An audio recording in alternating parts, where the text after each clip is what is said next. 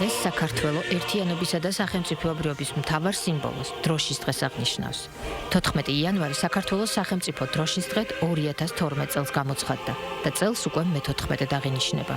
ულოცავ დღევანდელ დღეს საქართველოს ყველა მოქალაქეს განურჩევლად იმისა, სად იმყოფება ახლა ის, რა სტატუსით იმყოფება თუ როგორც, განურჩევლად რჯულისა და ეთნიკური წარმომავლობის absolut ყველას ულოცავ საქართველოს სახელმწიფო დროშის დღეს. სახელმწიფო სიმბოლო ეს გახლავთ ის სიმბოლო, რომელიც აერთიანებს საზოგადოების ყველა წევრს. უნდა აერთიანებდეს და ის არის აბსოლუტურად ყველასთვის უნდა იყოს სახელმწიფო სიმბოლო. იმ პერიოდში, როდესაც ჩვენ სოციალისტური სახელმწიფო ვიყავით, ხო, ჩვენი იდენტიფიცირება ხდებოდა უფრო დააკვირდით რა, იგივე სპორტის სახით. მოდით ესე ვთქვათ რა, სპორტში იყო მისი ასახვა. და დღეს უკვე ყველა სპორტსმენისათვის თუ ნებისმიერი ადამიანისათვის, ვინც უცხოეთში დაუშვათ მოღვაწეობს, ყველასთვის აბსოლუტურად ქართული დროშა არის მისი იდენტიფიცირების მთავარი ნიშანი რა. აი ყველას გინახიათ ხო ეს მხარზე მოგდებული და გინდა სტადიონზე ან ნებისმიერ ადგილას სადაც ხდება ხოლმე. ეს არის ქართული სულის და ქართული გენის ყველაზე მთავარი გამოხატულება. საქართველოს სახელმწიფოს ხუთჯვრიანი დროშა 2004 წლის 14 იანვარს აღდგა, თუმცა მას თითქმის 700 წლიანი ისტორია აქვს.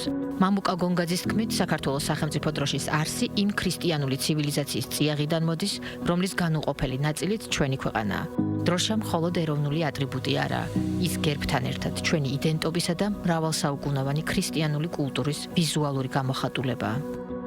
ჩვენი დროშა და ჩვენი გერბი არის საკმაოდ მაღალი დატვირთვის მქონე, საკმაოდ ძველი, შეგვიძლია დროშაზე ვთქვათ, რომ ევროპაში ერთ-ერთი უძველესი დროშა გახლავთ და თავისი მნიშვნელობით ის მოდის იმ ცივილიზაციიდან, ქრისტიანული ცივილიზაციიდან, რომელსაც ჩვენ მივეკუთვნებით დღემდე.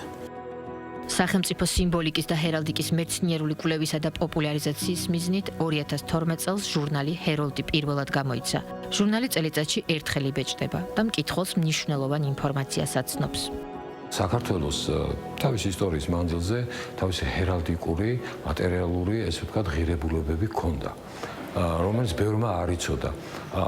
იყო კიდე ესეთი შემთხვევები, რომ აი რაღაცა გამოსახულებები დაუშვათ, რომელიც ჰერალდიკური გამოსახულებები იყო, ეს შუა საუკუნეების იქნებოდა, თუნდაც ანტიკური ხანიდან მოყოლებული ნიშნები, ხო, არასწორი წაკითხვა ხდებოდა. ერეკლეს ცნობილი ხელმოწერა გიორგიევსკის ტრაქტატზე, სადაც სამი ყანწი არის გამოსახულიო.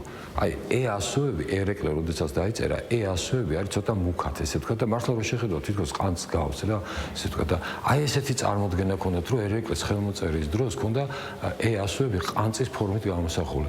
ამ დროს სინამდვილე არის ის, რომ ეს ასოები არის ბიბლიური დავითის ქნარის ფორმის და არა ყანწის ფორმის. და რატო იყო დავითის, ესე ვთქვათ, ეს ქნარის ბიბლიური დავითის ქნარის ფორმის? იმიტომ რომ თვითონ ბაგრატიონებს აქვთ ესეთი ლეგენდა, რომ ისინი ბიბლიური დავითისა და სოლომონის ხორცელში დავამორდნენ და აი ამას აღნიშნავდნენ.